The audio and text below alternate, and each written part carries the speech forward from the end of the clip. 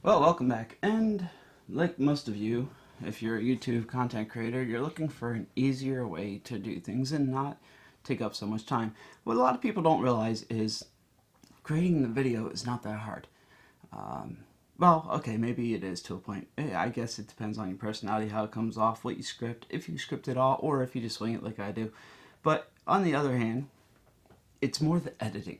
The editing is the most time consuming, and I got caught up in the editing. If you look at some of my previous videos, they were actually edited on an iPad, a simple $10 iPad app. And then I went fancy.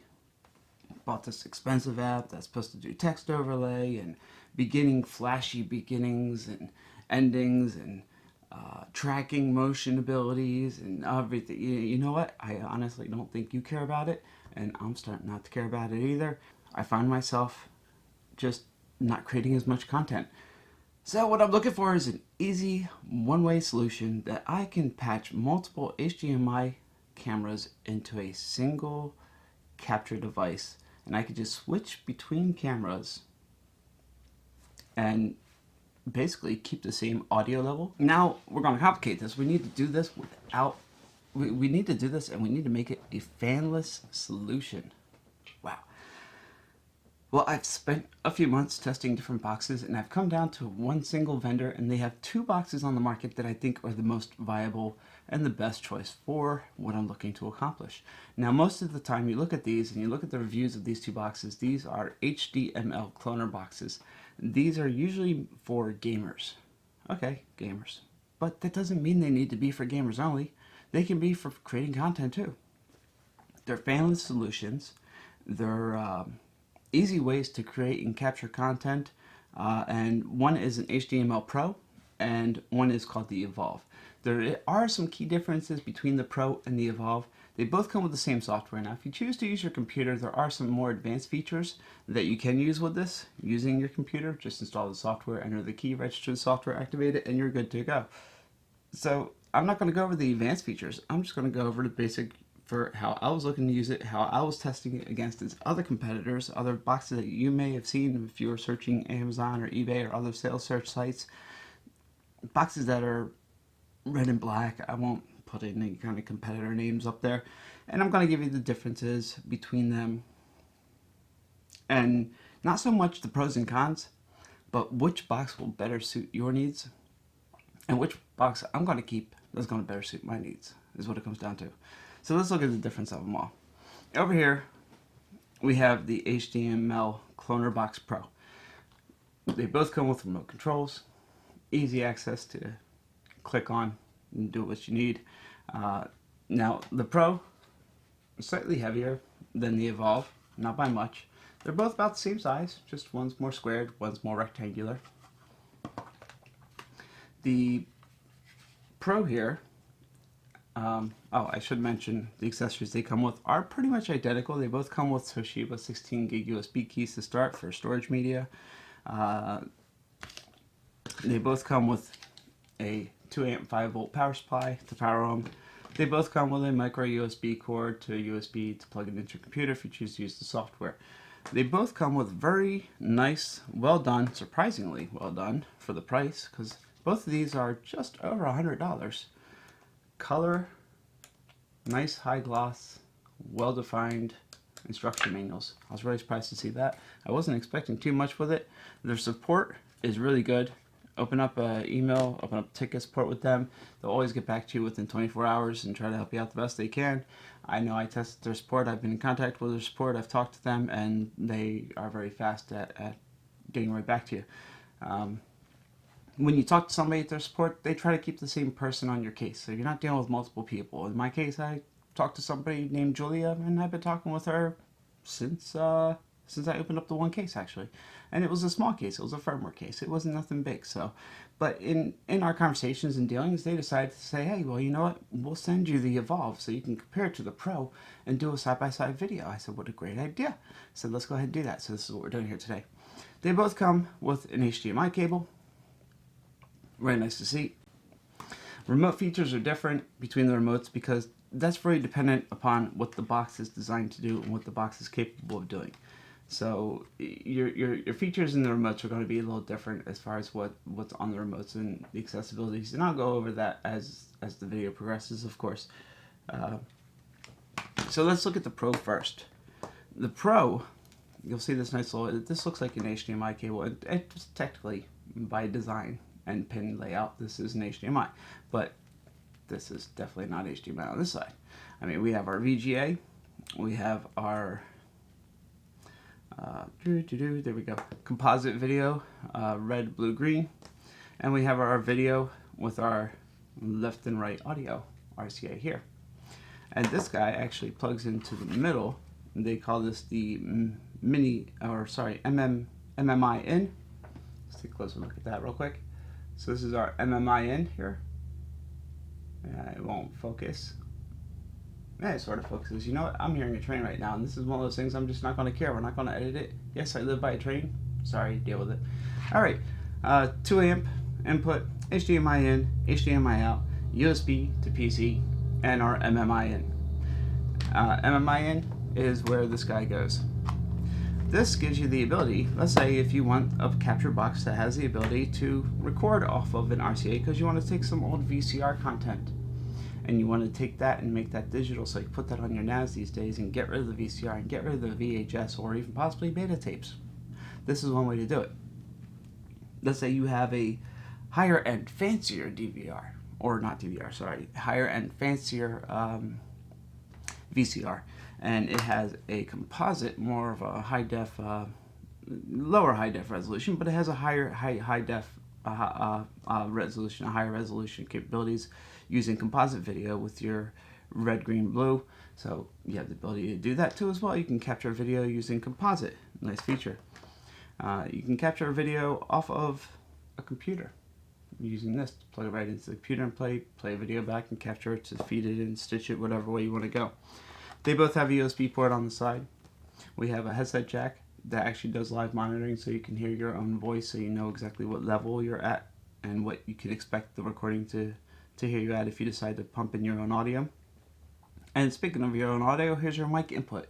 And each mic input has its own individual gain. You can adjust the gain of the mic input, so it's got its own little amplifier built into it. So you could have the mic input really low on your camera and just adjust the gain as far as how loud you want it to be here. On the front, we have our record stop button, our source, and our on off. Our source basically changes between everything that we just went over here. It changes between your HDMI and all the different features here. Your standard VGA and your composite and monitor or computer. We could do this all by the remote control, as a matter of fact. Let's go over the remote control of the Pro here. The remote control of the Pro gives you the option to switch between HDMI, VGA, composite, and audio video.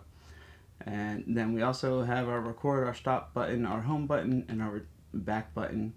Time, playback, schedule. Yes, you can schedule recordings if you choose to do type of recordings. If you want to record stuff for, let's say you're using it to record off your television or live TV or something like that, it is possible with these boxes.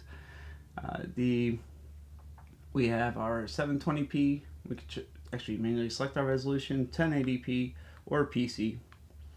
And then of course we have our rewind, fast forward, skip track rewind, delete, pause, and play. Over here we have our 4:3 or 16:9. We have our mute as far as sound, or mute the microphone gain.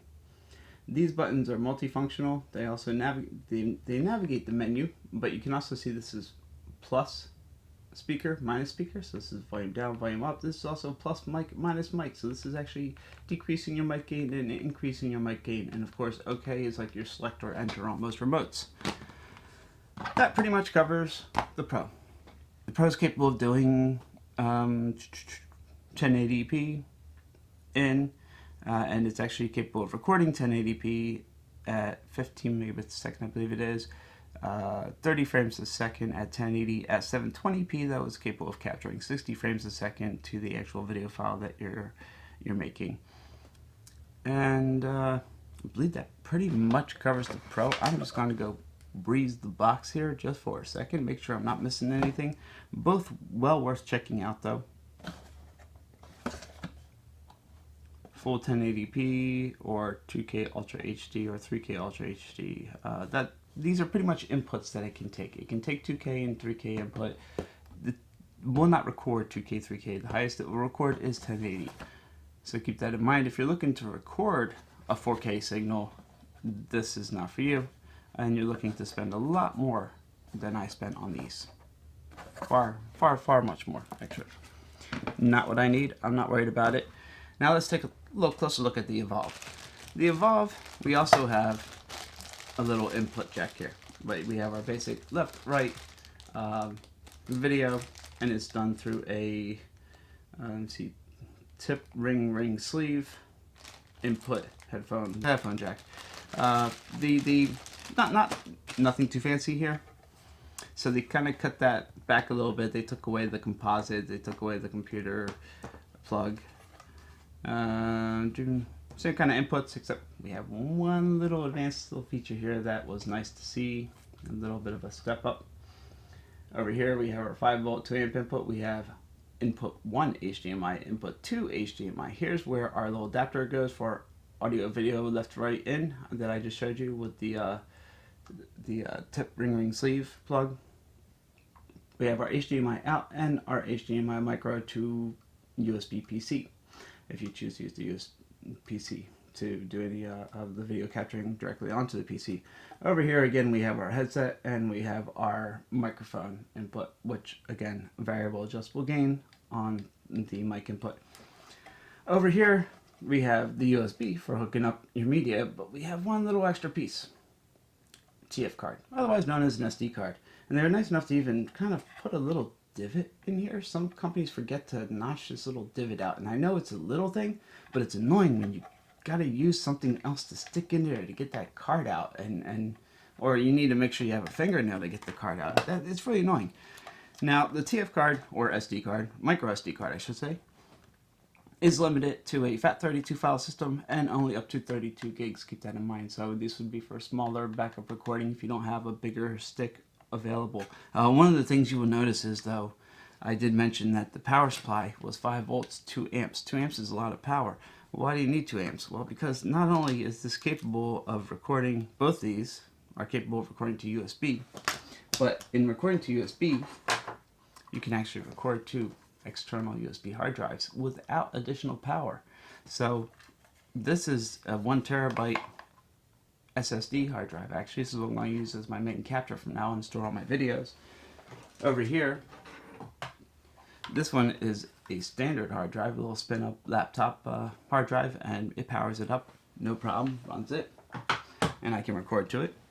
And then of course you can record to, I tried everything, I really did. I have multiple SD cards, micro SD cards here, and I tried every single one of them. I think I own a total of 30 micro SD cards over the years. Even a class 4 here for the SD card recorder here, or slot, and it actually recorded still at 30 frames a second on a class 4. I was really shocked at that. I really thought this would fail. I'm sorry, this is class 6. Class 6? No, class 4. It says class 4. Okay. Some of the cheaper cards like Centon, what is this? MTech cards that I would never use to actually capture video with on a high def 4K kind of camera. SanDisk. What else do we have here? Oh, and of course your SanDisk Ultras. A really cheap Micro Center 8 gig USB key. A USB key 3 that I use for the smaller things. Actually, I'm going to put this back before I forget. This is what I use to capture the data off my power supply. I also have one here for the oscilloscope because they're small. They don't take up much room and they stay out of the way. Perfect little keys for that. This is actually a 64 gig USB key, and then I have a 128 gig key laying around here too, somewhere that's blue. It's a USB 3. But again, yeah, everything, you know, no matter what I threw in there, it captured it. Now, they both have one unique feature. You can either choose to record to FAT32 or to NTFS. There are its benefits and its downfalls, pros and cons, of course. But before I get into that, let's finish doing the little differences here on the Evolve. The Evolve also comes with a remote control. You'll notice a lot less buttons, and I'll explain why that is in just a second. But we have our menu, we have our, again, our speaker volume up and down, our mic gain up and down. This is, I believe, to just capture a picture. We have our source, time, mute, mic, mute, speaker.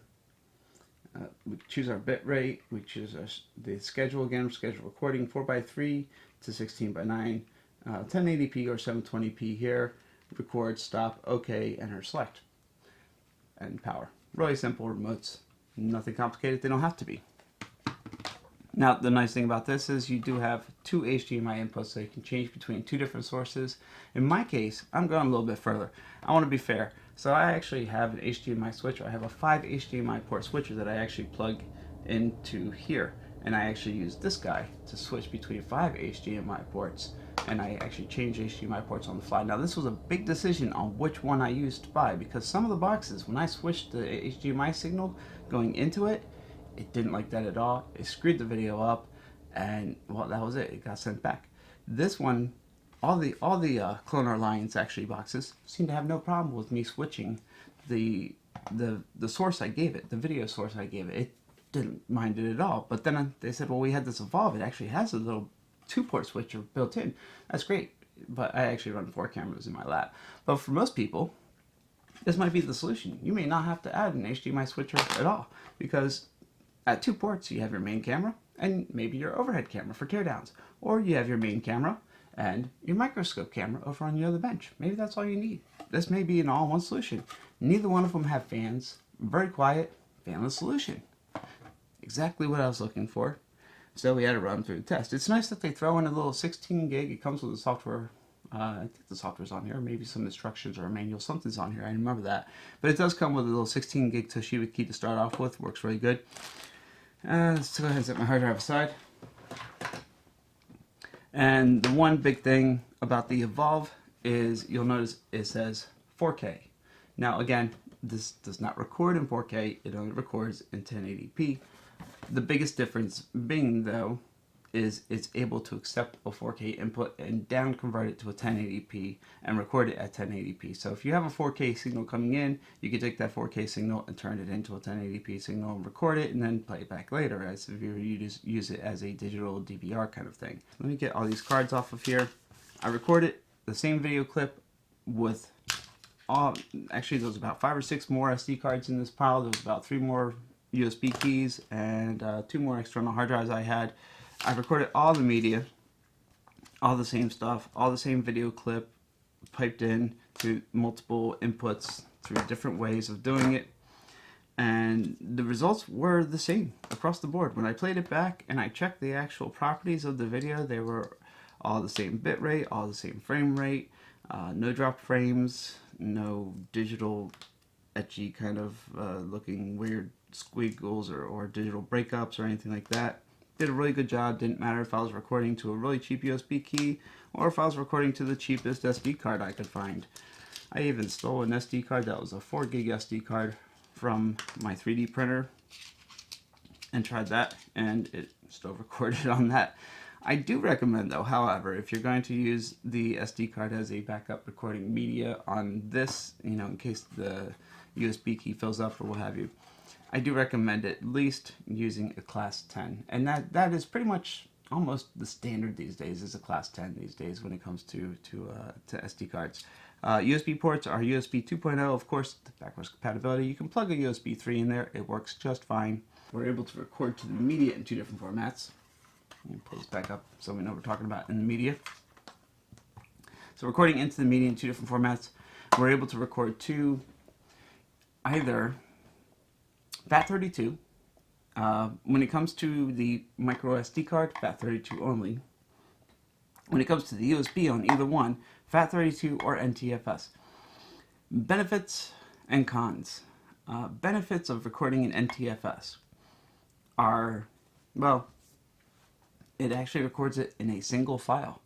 So instead of when you hit that FAT32 file limitation of about 4 gig where the file separates and then creates a second file, and then you hit 4 gig and it creates a third file. And then when you go to edit these videos, you have to stitch all these files together and make it a single file, which is just basically encoding for no reason if you're not doing any additional editing or encoding or any fancy menus like in this case.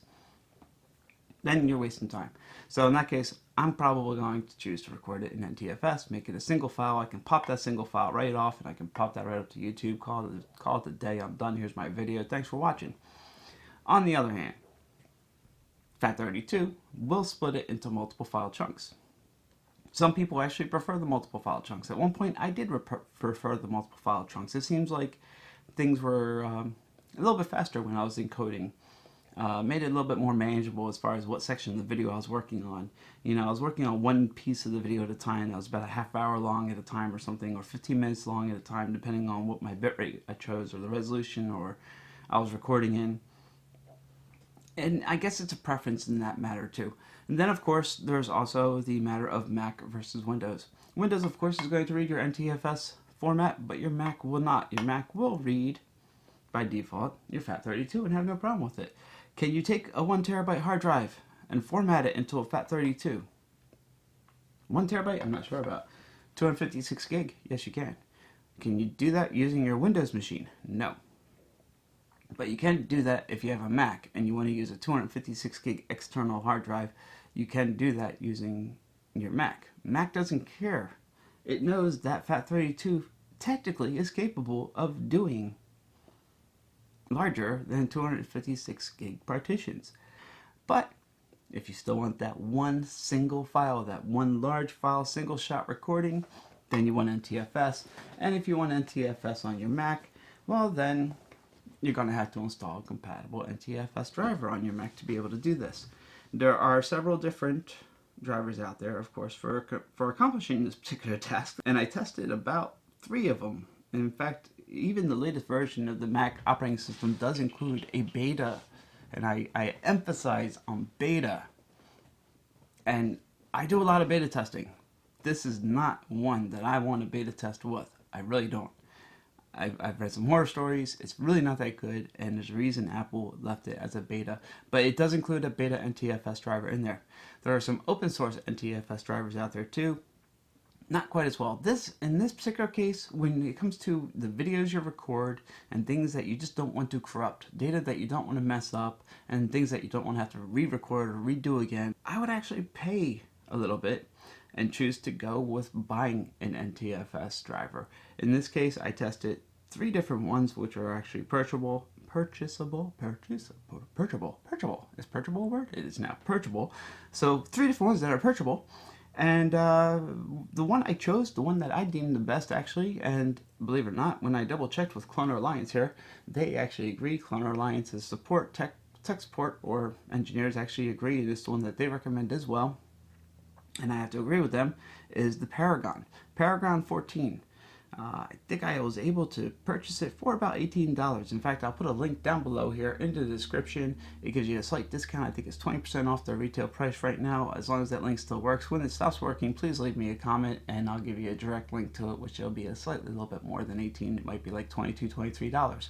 Not only was it stable, it had the fastest mounting times, it had the fastest read and write times to the drives, and it just seems to be very well supported, and they've been doing it for a very long time. Let's look at some of the menu features. What I'm going to do here is I'm going to actually wire one of these in at a time. We're going to start off with, actually, which one are we going to start off with? Let me think this over here. I'm basically going to have to wire one in, plug one in, and I'm going to use one to record the other menu feature. So let's look at the Evolve menu feature first. I want to show you what's in the Evolve menu feature. We will be recording to an external SSD hard drive. I'm going to use this. Actually, in the case of the Evolve, maybe I should be recording to the this will be the last time I take video from multiple different media format platforms, because I'm recording to an SD card on this camera right now. This will be the last time I do this. From here on, I'm going to select one of these boxes. It's all going to record to one thing. It's going to go through 5 different channels on my HDMI, 5 different cameras. Done. And no more editing, no more wasting time, and let's start getting some content out to you guys. So let me go ahead and pause the video out and wire some things up, change some things around, and I'll get right back with you, and we'll go over the different menu features. Don't start this. I'm gonna try not to start stuttering on this, but if I do start stuttering, bear with me. Maybe I'll finish the video tomorrow. All right. So, but either way, I'll get it wired up. We'll start the start the recording the menu feature so you can take a look at the big differences here and what you're paying for and why they call the one the Pro and why they call the one the Evolve. Okay, we're back, and I'm just going to give you a quick view of what we got going on here. We have this is recording, and we know this is recording because we have that little blinking blue light on the top here. It's very obvious. Plus, you have the very bright blue light from the LED on my external hard drive, which is plugged directly into that box, so this is recording. I know I have an HDMI switcher here. I took it out completely for this test to show you guys everything, and I can show you that because what I have here is an Anycast. It's a wireless casting thing. And of course the channel that you're looking at right now is channel 2 HDMI input, which is the camera you're looking at me on. So if I was to take this remote here and I was to tell it to go to source, it would switch source over to AV, and then it will switch source again over to HDMI 1. And HDMI 1, now again, just doing this for proof, let me go ahead and switch things around here again. So HDMI 1 source, as you just saw, just happens to be the iPad, and that is broadcasting on the Anycast. So let me go back over to that again. So there's our HDMI, and now you can see this is actually Cloner Alliance's webpage. It shows you the difference, particularly between what we're looking at today is the Evolve and the Pro. I like using this little streamer so that way I can stream stuff like this. It can be one of the channels I use in between, you know, the source of doing this, and it's very easy. As you saw, I just was able to switch right over to it very fast. I can go right back to the main camera. Now it's a lot easier than me doing this. If you look here, you don't really get that full view of what I'm seeing. That's why I use the streamer. You can also change your bit rate very easily. As you just saw, it did pull up there. There we go. I'm on unlimited. You got 10, 6, 16. You got limited and unlimited. So you hit time on the remote, and of course the time comes up. Let's see if we can turn it off. You have your mute. You can mute your mic. And I'm not actually recording the mic input. The Pro is recording my mic input right now because the Pro is also recording the video stream running through the Evolve. But all the video streams, this streaming and the main camera is going through the Evolve to the Pro. So you understand how that works. You can choose 1080p or 720p. It just simply changes it over. Of course, my TV actually throws a little bar up at the bottom, so it's a little confusing. I got this overlay of my TV telling you what the input is. At the same time, it tells you what the input is and what the output is. Let me see, 4:3 resolution, so we can shrink this picture down, or we can go back to 16:9. These are the main features right here. Now, of course, if I have a USB key or an SD card in there, I can actually hit this little camera, and this does a screenshot, and that should have captured a screenshot. Let me see, so we also have our mic up. Can I get it? There we go. Mic up, mic down gain. I'm hoping the audio sounds the same across all of these. I really don't know how this is going to come out when I'm finished, but we'll find out. And let's go to the main menu. So if we look at the main menu, it's very simple. We have our way of adjusting our time. And anytime we need to go back, we can actually just hit the back button to go back to, nope, sorry. Might help if I point it at the device. I hit the menu, it goes back. We can go to schedule record. This we can do once as a one-time schedule, or we can do this daily as an every day. And you can set your duration, the year, the date, the time, save or delete. Now, every day, of course, it won't ask you about your date because it's just going to do it every day. So the date is not needed for something like this. For one time, you need to set your date. And it tells you down here in the bottom right hand corner, if you hit menu right there, it takes you back. So you hit menu, you go back. On screen language display, many different choices here. So it supports a lot of different languages, really good to see. I don't want to go off English. And if you, again, hit menu, it says it goes back. So even though there's a back button, don't hit back, because what happens is when you hit back, it actually takes you back to the main view. A little confusing there, but Either way, firmware update is really easy. You just download the firmware, you put it on the USB key, you pop it into the USB port on the device, you turn the device on, it flashes the LEDs for a few seconds, and then when it's done flashing, pretty much you're done. And then you can unplug the USB key and then reboot the device, and that updates your firmware.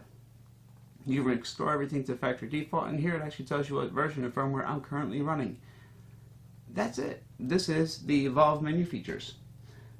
So let's go ahead and get out of here, and I'm going to have to rewire this around again. Now we're going to switch it around here. I'm actually going to hit stop recording with the other one. Alright, so we've switched everything around here now. Hoping again the audio is the correct level. Did I check the gain? See, I'm piping in my audio here from my mics. This is what I'm using as the audio in here from the Yamaha. So we're actually using the audio here. Here we have our Pro. Now you can still use this with an HDMI selectable input if you choose to use an external HDMI box on it, which is one of the things I like about the Pro. It does have the ability to let you switch right through it. See if I can switch through some of the channels here. Where do we go to? There's the Anycast, the microscope. It's a live microscope, of course. So yeah, you could use an external HDMI switcher for something like this to actually do multiple channels. If you chose that, if you decide you want the Pro, because maybe the Pro has more features that you would want. In this case, the features would be the different menus. If you hit time, same thing, you bring up your time. And of course it says menu, you hit menu to go back. In this case, menu is actually, it's a little home button. There's your home button, that's your menu. And then of course, you have your 4x3, your 16:9. You can mute your audio out. You can mute your mic. My TV's muted, otherwise I would have a horrible feedback right now, so I'm not going to do any type of playback. You could choose HDMI as your input selection, or you can choose VGA. I'm not going to go anywhere because I don't have it hooked up. Or you can choose composite or audio video. Let's go back over to HDMI. There you go. If you hit record, if I have something plugged in here, I guess I could plug something in here. Let's plug the USB key in.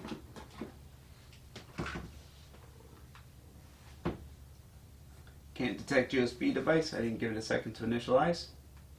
There we go, recording. Perfect. You'll see it blinks just like the other box blinks, and when you hit stop, it will go between blue and green, and you want to wait for that to finish before you pull that USB key, otherwise you will corrupt that file, and now you're okay to pull the USB key. You can also choose your different on-off sources here, as well as stop and start record here. So if you don't have the remote, the features are available there as well. Additionally, in the menu, you have your playback option. This is where the Pro shines. You can play back by looking through different photos, music, films, texts. In fact, let's go ahead to look at what's on that Toshiba key. And in the Toshiba key, there's a firmware. You can see the firmware update on it. There's a video I was doing, switching something around. So in the playback, if you hit that, you're in playback, all you have to do is actually just simply hit play. The play pause and it loads up. You know, now, I don't know if you guys are hearing sound or not, because I keep the TV speakers turned off because to prevent any feedback. You may actually be hearing me talk over myself. Let me pause it. So just in case you were hearing feedback of me talking over myself, I paused it. So yeah, in the playback you can fast forward up to 16 speeds, 32 speeds, or trying to get the pause it. Just the or right you can link actually there. But I had an idea. I think I choose different videos. You can go for previous, next. Let's hit pause. Let's get out of here and then hit back. So now we can go back into our main menu again, and we can hit return out of here and then go back into music, photos, text, or whatever else. So yeah, playing back videos, very nice feature, and of course you can adjust all these features of what you're playing back. Just look at the whole menu. I'll show you where this thing really shines. So we have our bit rate. We can select high, middle, or low. High is actually 1560 megabits a second. Software update and schedule recording. The scheduler is pretty much the same as what you had before on the same thing you saw on the Evolve. Where it shines is down here at the very bottom. You have this little menu down bottom here. Right here. You got the, whoops, get back up there. You have this little menu down here, down bottom. And as you go left and right with the remote, it changes the features. So as I go, this is the time, and then I can switch it over to picture. Picture mode is standard, and this is all completely adjustable. We can do mild, user setting, dynamic. See how the picture actually changes there? So now any device, any and all devices that you put into that HDMI there, whether you're using HDMI switcher behind it or a single device, everything is controlled and all the colors will be the same because it's going to be fixed, changed, and edited with the HDMI Cloner Pro. So that's one of the huge differences here. Let's go back over to that. Mild user, I think this user is where I pretty much kept it. You can adjust each individual sharpness, color, brightness, contrast, what have you. Every little thing is fully, you can adjust your color temperature, your warm, your user, cool, medium. Let's go back to user. There was a reason I had that there probably. Aspect ratio, also adjustable the same way. This menu is also available on the Evolve, by the way. It does do zoom 4x3, 16:9, zoom 1, zoom 2, and just scan. Just scan picks up the full signal, even if the signal you happen to be putting into it might be larger than 16:9. It actually justifies it and pulls up the full signal. 16:9 gives you a constant ratio of 16:9 between all the devices you may be using or plugging in. If you go over one more, we have our sound mode. We can actually change our treble and our bass on our music. We have preset, sports, movies, music, standard, and then of course user again, where you can select what sound you would like it to be. You even have an EQ where you can actually set the hertz or the kilohertz of the certain frequency. So again, pretty nice. This is why they call this one the Pro, is because of all the different features and different capabilities it taps into. On-screen language, same thing as before with the Evolve. Restore factory, on-screen transparency display. You can actually turn it off. You'll see everything went black. You can put it down to low, middle, or high, so you can have the menu over top of it. And you can set your duration of the on-screen menu. I like it to go off in about 5 seconds. And of course, this is our current firmware version. So again, there are a lot more features with the Pro. And this is where the Pro shines. Not only just with recording, the scheduling and everything, but with the ability to, since you do playback, you want to maybe adjust that sound and how it sounds on your playback once you record, to schedule that recording. You also maybe want to adjust the color, the contrast, the brightness and everything on how all of your videos look that you record. So there's a lot more to the Pro, and this is the difference and the complexity of it, where you have 4 sub-menus here, where the Evolve has a single sub-menu. Of course, a lot of the choice is really up to you. It depends if you need something like 2 HDMI inputs, or do you need composite video input. You know, and for me, I think I'm personally going to probably keep the Evolve. I want to keep mine simple and just keep my cameras all the same. I like to adjust the camera color settings per camera, not have the box change everything on me. So, but other people would prefer to, you know, have all the cameras set at default and let the box adjust the color and the way it records and the way it looks. And that's fully a personal preference, and that's why I'm showing the differences between these 2 boxes here today. So I hope this video helped you, and if it did, feel free to go ahead and leave a comment down below. Leave your thoughts, opinions. Of course, I read all the comments, and of course, like, subscribe, and all that other good stuff. Hit the little bell for notifications so you know when I'm releasing new videos. And keep on tinkering.